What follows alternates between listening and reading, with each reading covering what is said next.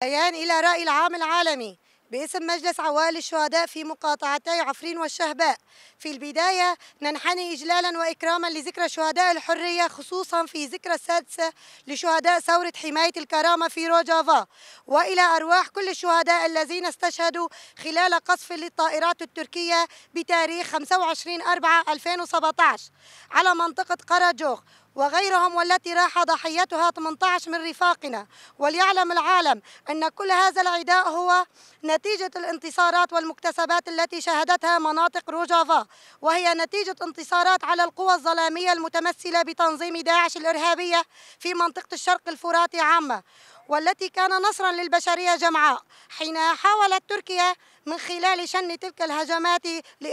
لإعاقة تقدم قواتنا في الجبهات، ولكنها كانت تود الحفاظ على بقاء التنظيم الإرهابي داعش. واليوم يقدم أبناء شعبنا في روجافا وسوريا الآلاف من الشهداء لأجل الحفاظ على مشروعهم الديمقراطي، والذين توجهوا نضالهم بالقضاء على داعش عسكريا مع الانتقال إلى المرحلة المقبلة. وكما في السابق، لا تزال الدولة التركية تواصل مساعيها لإفشال المشروع القائم على مبدأ أخوة الشعوب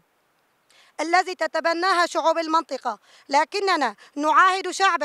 شعبنا كما عاهدنا سابقا رفاق دربنا الشهداء رستم زيدان، جيان آمد، حقي باكوك، نوضاء جلبهار، بأننا سنواصل النضال لأجل تحقيق مطالب شعبنا. وختاما نناشد ونطالب الضمير والوجدان الإنساني في القيام بدورهم اللائق برد الممارسات الدولة التركية وأعوانها بحق أبناء هذه الأمة المدافعة عن حماية الكرامة الإنسانية. وأخيرا نستذكر شهداء ووحدات حماية الشعب والمرأة الذين قضوا في الغارات التركية على قراجوغ، ونعاهد كل الشهداء الحرية بمواصلة السير على درب الشهداء لتحقيق مطالب الشعب في الحرية والعيش الكريم. الموت والعار للعدو الإنسانية وأعوانها. عاشت مقاومة قواتنا يبكي يبجي، المجد والخلود للشهداء الأبرار. حرر بتاريخ 25/4/2023. دایخانی جبور رای گشتی به نام مجلس والبتن شهیدان کانتون عفرین و شهوایه دستپیک ده ام برس و حرمت لهمبر بیرانین شهیدان آزادی به طیبت سالوگر ششمین شهیدان شورش و پرستان رومت روجاوا ده لهمبر گیان همو شهیدان کو توی هیامه ده شهید بونه را بجناخات توینن. ده 25/4/2017 بالافرین ارتش ترک داکرکل سر حرم قراش دوخه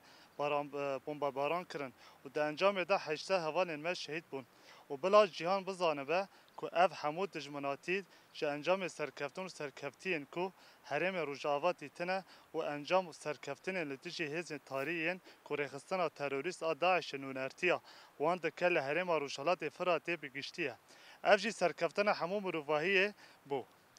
دوی دمه ده ترکیه به وان ایریشان هول دا پیشفرچونن هزین ما ین